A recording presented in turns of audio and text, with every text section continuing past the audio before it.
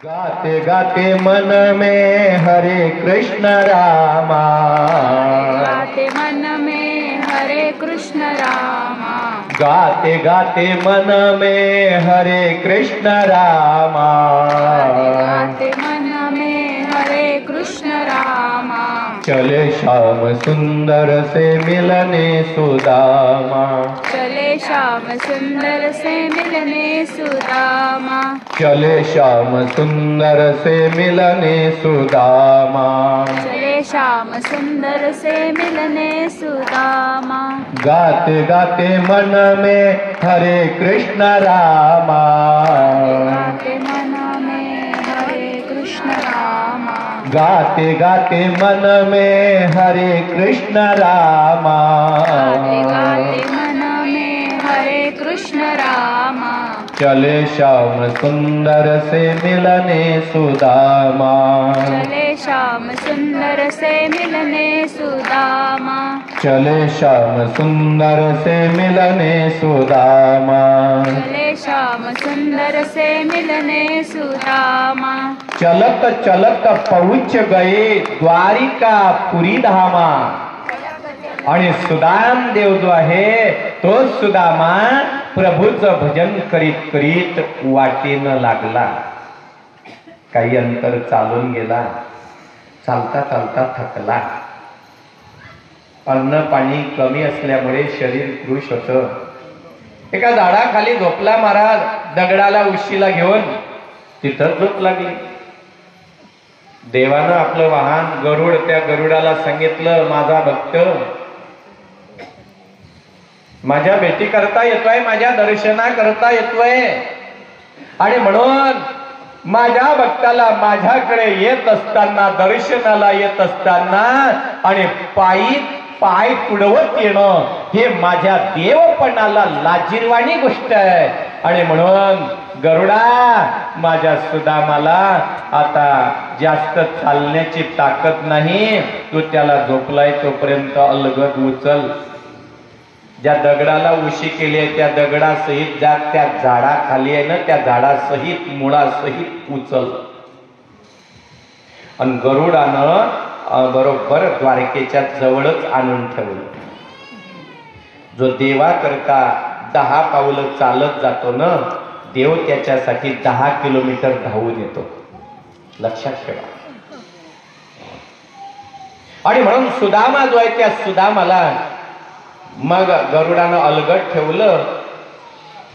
त्याला वाटलं आपण इथंच आहे अजून. उठला, पटकन काठी घेतली, निघाला.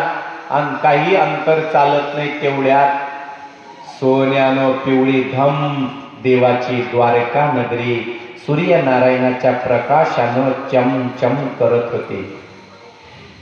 आणि त्या ठिकाणी देवाचे सगळे नोकर धावत होते, भालदार, चोपदार वगैरे. एका घोडेस्वाराला विचारलं सुदामानं, अरे भैया रुको जरा रुको, मुझे द्वारिका में जाना है, क्या ये द्वारिका है? तो द्वारपाल बोलू लागला, जी हाँ ब्राह्मण देव, यही द्वारिका है. क्या इस द्वारिका का मालिक भगवान कन्हैया है? बोले यही है. आनंद झाला सुदामाला. अरे वा. म्हातारा म्हणू लागला, इतका देव जवळ आहे द्वारका, मला जर माहित असतं तर मी रोज दर्शनाला आलो असतो. आत्ता निघालो, पोचलो सुद्धा संध्याकाळपर्यंत. सूर्य अजून मावळला नाही, पोचलो मी. आता सुद्धा मला काय माहित देवानं आणलं, इतका जवळ आहे माझा प्रभू, त्याचे द्वारका. अरे भैया इतना बताओ, राजमहल किस तरफ है? द्वारिका का मालिक कहां पे रहता है? त्या द्वारपालानं सांगितलं, ब्राह्मण देवता, यहां से सीधे चले जाना, आगे जाकर के एक बड़ा गेट लगेगा, वही द्वारिका का मेन गेट है. वहां जाकर के पूछो कन्हैया भगवान कहां पे रहते हैं. ब्राह्मण आनंदित झाला आणि नगरी पाहतो सोन्याची. वा, भगवंताला पुन्हा प्रार्थना करतो, देवा माझ्या मित्राला एवढं वैभव दिलं तू, आणखी याची उन्नती होऊ दे, या आणखी याला आणि सोन्याची नगरी मिळू दे. याला म्हणतात मित्र, जळाला नाही. आपल्याला तर वाईट वाटतं दुसऱ्याची प्रगती झाली की, आपल्या लगेच मनात विचार यायला लागतात, अरे आम्ही एका वर्गात शिकताना याला मार्क कमी पडायचे, माझे जास्त असून मी दरिद्री, आणि हा कॉप्या करून पास झालेला आणि याचा बंगला. अशा आपल्या मनामध्ये विकार तयार होतात. सुदामा म्हणतो, देवा याला माझ्या मित्राला आणखी सुख मिळू दे. कारण सुदामा म्हणतो, दारिद्र्याचं दुःख काय हे मी भोगतोय, म्हणून माझ्या मित्राला दारिद्र्य येऊ नये. देवा माझ्या मित्राचं वैभव दुपटीनं वाढू दे. जो दुसऱ्याकरता चांगला संकल्प करतो त्याच चांगलं होतं. देवानं संकल्प केला देवाच्या जवळ की माझ्या कृष्णाला पुन्हा सोन्याची द्वारका मिळू दे. देवानं त्यालाच दिली ना, आहे का नाही? दुसऱ्याकरता खड्डा खोदला का त्याच्यात आपण पडतो, लक्षात ठेवा. सुदामा जो आहे तो सुदामा आणि चालत चालत गेला महाराज. आता द्वारकेच्या गेटवरती आला. आता भोळ्या बाबड्या सुदामाला काय माहिती की परमिशन काढावी लागते भेटी करता सुद्धा. आधी विचारावं लागतं जाऊ का नाही म्हणून. भोळा बाबडा गेला, सरळ आतमध्ये जायला लागला. तेवढ्यात जे द्वारपाल होते त्या द्वारपालाने सांगितलं, रुको, अंदर जाना सक्त मना है. वाचलं नाही का बोर्ड ब्राह्मणा? आतमध्ये जाता येत नाही. आमच्या साहेबांना राजाला भेटायला आणि अगोदर विचारपूस करावी लागते. साहेबांची जर इच्छा असली त्यांनी होकार दिला तरच तुला आतमध्ये आम्ही एंट्री देऊ सोडू, अन्यथा तुला आतमध्ये जाता येणार नाही. त्यावेळेला सुदामा भोळा तो आणि म्हणू लागला, अरे द्वारपाला, कोण रे तुमचा राजा? हा द्वारकेचा राजा कृष्ण. अरे तुम्हाला तो राजा असेल पण तो माझा मित्र आहे, मित्र, वर्ग मित्र आहे. द्वारपाल हसू लागले, ब्राह्मणा तू कुठे आणि आमचा राजा कुठे? द्वारकेचा राजा आहे, द्वारकेचा. ब्राह्मणा तू दरिद्री, तुझ्या अंगावर धोतर नाही, अंगात शर्ट नाही, जाणवाय फक्त, अशा तू दरिद्री, आणि कुठला रे तो आमचा राजा तुझा मित्र? सुदामा म्हणू लागला, अरे तुम्हाला काय कळेल, ये द्वारिका का मालिक जो कन्हैया है ना, ये मेरा बचपन का यार है, माझा बालपणातला मित्र आहे, माझा दोस्त आहे, एका वर्गात आम्ही शिकलो रे. द्वारपाल म्हणू लागले, ब्राह्मणा तुला गाय पाहिजे का? घे अन जा मुकाट्याने. सुदामा म्हटला, अरे मी स्वार्थी ब्राह्मण नाही रे, मी गाय मागायला आलेलो नाहीये. दुसरा म्हटला, या ब्राह्मणाला आणि आतमध्ये देवाजवळ जाऊन वशीला लावून 2 गायी मागायच्या असतील. हे ब्राह्मणा, अरे तुला 2 नाही 10 गायी देतो, जा वापस, काही जाऊ नको देवाजवळ, 10 गायी घे आणि जा तुझ्या घरी. सुदामानं सांगितलं, अरे मला गायच नको आहे, मी फक्त माझ्या प्रभूची भेट व्हावी, दर्शन व्हावं म्हणून आलोय, मला फक्त आतमध्ये सोडा. त्या ब्राह्मणाला ते आतमध्ये जाऊ देत नाही ना. त्यावेळेला सुदामा हात जोडतोय, विनवणी करतोय, पण ते जाऊ देत नाही. एक होता दयावान, दयाळू असलेला, तो म्हटला, ब्राह्मणा मी तुला आतमध्ये जाऊ देतो, पण मला तुझं नाव सांग, निदान तुझा पत्ता सांग, तू कोण आहे म्हणून. जर साहेब ओळखत असतील तर तुला आतमध्ये आणि बोलवून घेतील. तुझं नाव काय, गाव काय सांगशील मला? त्यावेळेला सुदामाच्या मनातला जो पवित्र भाव आहे आणि तो एका आणि हिंदी संतानं गोड वर्णन केला. ते सांगू लागले, सुदामा, अरे अरे द्वारपालो कन्हैया से कह दो इधर से सुदामा करीब आ गया है। अरे द्वारपालो कन्हैया से कह दो कि दर पे सुदामा करीब आ गया है। सर पे न टोपी तन पे न जामा, सर पे न टोपी तन पे न जामा, बता दो कन्हैया को नाम है सुदामा, बता दो कन्हैया को नाम है सुदामा। अरे द्वारपालो कन्हैया से कह दो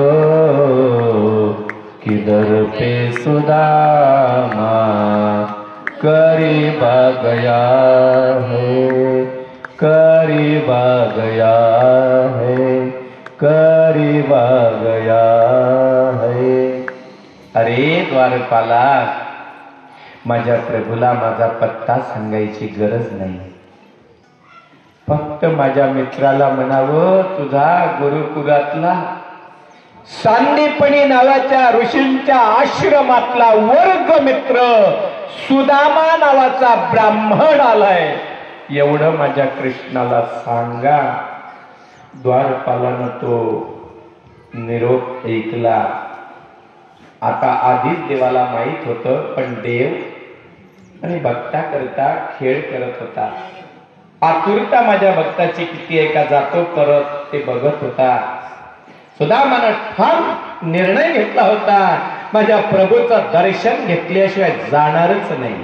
कारण त्यानं मनात निश्चय केलेला आहे की मी आता शरीरानं जीर्ण झालो आहे, कधी मरेल सांगता येत नाही. आणि म्हणून मरायच्या अगोदर एकदा तरी देवाचं दर्शन घेणं महत्वाचं आहे. कारण तुका म्हणे जन्मा आल्याचे सार्थक अन विठ्ठलची एक देखलिया, प्रभूला विठ्ठलाला भेटल्याशिवाय मरायचं नाही. आणि म्हणून सुदामानं जायचं नाही ठरवलंय. तो द्वारपाल आला. त्या द्वारपालानं देवाच्या कानात सांगितलं सुदामा आलाय. आणि एवढं ऐकता बरोबर देव उठला ना, जगाचा बाप. देव उठला का सेवक जे ते दरवाजा उघडायचे, कोणी देवाच्या पादुका म्हणजे आताच्या चपला आणि समोर ठेवायचे, आणि कोणी मग रस्ता साफ करायचे. तर आज काय झालं, जगाचा बाप उठला, दरवाजा कोणाला उघडू दिला नाही, स्वतः हाच उघडला. आणि देव त्या चपला घालायला पादुका दिल्यानं त्या पादुका घालायला ठेवल्या, देवानं त्याच्यावर पाय ठेवला, व्यवस्थित घालता आल्या नाही, पडू दिल्या आणि देव पळत निघाला. तर पळत निघाल्याच्या नंतर असं सांगितलं जातं की देवाच्या धोतराचा काष्टा सुटला, पितांबर सुटला. तसाच परमात्मा धावत गेला आणि सुदामा जो आहे त्या सुदामाला कडकडून मिठी मारली. आपल्यासाठी येणाऱ्या भक्ताला देव सन्मान देतो. सुदामाला आणि माझ्यापेक्षा वयानं मोठ्या असलेल्या माझ्या मित्राला आणि आता चालवत न्यायचं नाही म्हणून खांद्यावर उचललं सुदामाला आणि आपल्या राजमहालात आणलं. आणि जी सोन्याची खुर्ची होती आपली, की ज्याच्यात देवाची लाडकी पत्नी रुक्मिणी सत्यभामा कोणालाच बसायचं परमिशन नाही, त्या सिंहासनावर सुदामाला बसवलं. देवाची रुक्मिणी त्या बाकीच्या राण्या आश्चर्यचकित झाल्या. हुआ रुक्मिणी को बहुत अचंबा, ये मेहमान कैसा अजब आ गया है. अरे द्वारपालो कन्हैया से कह दो कि दर पे सुदामा करीब आ गया है. आश्चर्यचकित झाली आई रुक्मिणी, कसा काय पाहुणा आहे? श्लोकात लिहिलंय भागवतात, कुचैलम मलिनम श्यामम द्विजहा. द्विजहा म्हणजे ब्राह्मण, कुचैलम म्हणजे ज्याच्या अंगावर मळ आहे, मलिनम म्हणजे ज्याचे वस्त्र, त्या वस्त्राला साबण न मिळाल्यामुळे आणि ज्याच्यात मळ भरलाय असा हा ब्राह्मण दरिद्री.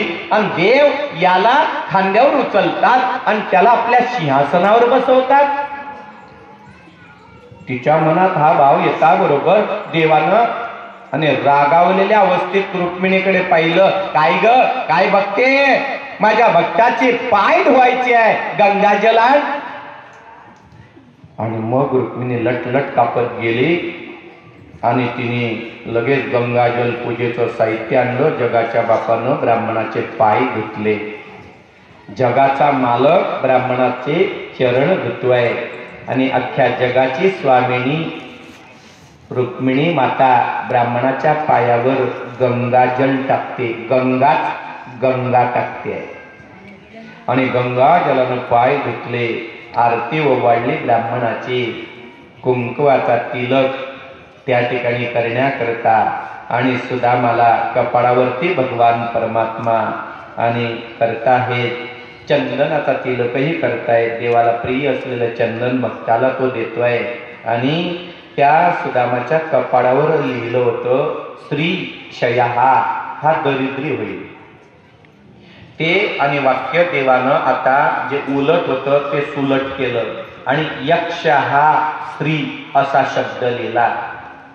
जे सटवी लिहिते ना आपल्या कपाळावर, प्रत्येकाच्या कपाळावर जन्माला आली येता बरोबर आणि 5व्या दिवशी सटवी येते, ती लिहिते लिखाण प्रत्येकाचं आणि भविष्य ती लिहिते.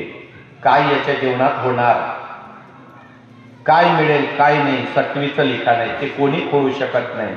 पण जगाचा बाप आहे, त्याला काही सगळं शक्य आहे. म्हणून आणि देवानं आता त्या कपाळावरचं आणि वाक्य असं लिहिलं, माझ्या समान माझ्या मित्राला संपत्ती मिळेल. आणि तात्काळ विश्वकर्माला मेसेज केला आपल्या मोबाईलवरून, काय, माझा मित्र अत्यंत दरिद्री आहे म्हणून तू तुझ्या सगळ्या वर्करांना घेऊन, देवाचा हाताखालचा इंजिनियर तू तुझ्या सगळ्या वर्कर लोकांना घेऊन ताबडतोब माझ्या सुदामाची जी नगरी आहे, ज्या झोपड्या आहेत त्या झोपड्या उद्ध्वस्त करा. आजच बुलडोजर फिरवा, सगळ्या झोपड्या उद्ध्वस्त करा, पाया खोदा आणि त्या पाया खोदल्याच्या नंतर आणि त्याच्यामध्ये सोन्याचा वापर करा. जशी माझी नगरी द्वारका सोन्याच्या पत्रानं मडवली आहे, तशी माझ्या सुदामाची नगरी, जसा माझा महाल तसाच महाल माझ्या सुदामाचा बनव. आणि असे संकेत केल्याबरोबर ते तिकडे कामाला लागले. आता देवाची आज्ञा, काम विश्वकर्माला करावंच लागलं. आणि मग इकडे बसले आहे. बसले असताना भगवान म्हणतात, आता माझ्या मित्राकडून आणि आपण काहीतरी घेतलं पाहिजे. मग बसल्याबरोबर भगवान म्हणू लागले रुक्मिणी आधी राण्यांना, अगं हा माझा मित्र आहे, आम्ही एका वर्गात शिकलोय ग रुक्मिणी. सगळ्यांना आश्चर्य वाटतं. आणि तो ब्राह्मण अंगावर कपडे नव्हते आणि म्हणून आणि तिथे आपलं अंग असं लपवत होत, लाज वाटत होती त्याला. तेव्हा भगवान म्हणू लागले, सुदामा माझ्या भेटी करता आलास? हो देवा. मग माझ्या भेटीला आला तर मला काहीच आणलं नाही का रे? कारण सुदामानं ठरवलं होतं, या देवाच्या वैभवात मी माझ्या जोडचे पोहे दिले तर सगळे असतील, मग ते न दिलेले वडे आपण घरी नेऊ. देवानं विचार केला की यानं गुरु मातेनं दिलेले फुटाणे एकट्यानं खाल्ले, माझ्याही वाट्याचे यानं खाल्ले, हा दरिद्री झाला. आता हे पोहे सुद्धा माझ्याच नावाचे आहे आणि माझ्या नावाचे पोहे जर हा घरी जाऊन खाईल आणखी दरिद्री होईल. म्हणजे ज्याच्या नावाचं आहे त्याला मिळालं पाहिजे. आणि म्हणून माझे आणि माझे पोहे मला मिळाले पाहिजे, पण माझा भक्त द्यायला आणि आता मात्र भोळेपणामुळे आणि काही देत नाही. म्हणूनच देवानं चोरी करायची चांगली सवय होती. त्यानं देवाच्या ब्राह्मणाच्या खांद्यावरचे उपरणं काढलं आणि पटकन त्या उपरण्याच्या गाठी सोडल्या आणि ते जे पोहे होते ना ते आपल्या हातामध्ये काढल्याच्या नंतर भगवान आता भक्ताला बरं वाटावं म्हणून बोलू लागला, अरे सुदामा, अरे सुदामा, अरे अरे तू मला आवडणारा खाऊ आणलाय. अरे मला पोहे तर फार आवडतात. याला म्हणावं देवाचं आणि भक्ताचं प्रेम. सुदामा, मला पोहे फार आवडतात रे. आता मला सांगा मला फार काय आवडतं? लोणी आवडतं, त्याला काजू आवडतात, त्याला बदाम, सुकामेवा, दूध, दही. पण माझ्या भक्ताचा कमीपणा होऊ नये म्हणून भगवान परमात्मा म्हणायला लागले, सुदामा मला पोहे फार आवडतात. इतके आवडतात सुदामा की मला भिजवण्याची आणि गरज नाही. मला त्याच्यामध्ये तेल, तिखट, मसाला टाकायची गरज नाही. बघ तुझ्या देखतच खातो. आणि देवानं एक घास आपल्या तोंडात घातला. सुदामा म्हणतो, देवा बरं झालं तू माझी लाज राखली लाज. आणि देव मिटक्या मारून ते पोहे खायला लागला. तेव्हा दुसरा घास आता तोंडात टाकील. रुक्मिणीच्या तोंडात पाणी आलं. देवा तुम्ही एकटेच खाता, मला पण द्या ना, आम्हाला पण द्या ना. मग तिने हिसकावून घेतले. बाकीच्यांना ते प्रसाद म्हणून काम आले नाही का. शुद्ध भाव महत्वाचा आहे. शुद्ध भाव देखोनिया गाव सोनियाचा दिला गा. पवित्र भाव सुदामाचा देवा न जाणला आणि त्या सुदामाला सोन्याची द्वारिका नगरीच बहाल केली. अशा उत्तम कथा भागवतामध्ये आहे. याच्यातून वैराग्य आणि निरीच्छ वृत्ती कशी असावी भक्ताची ते महाराज कथाकारांनी आणि काहीतर दिग्दर्शन केलेलं आहे.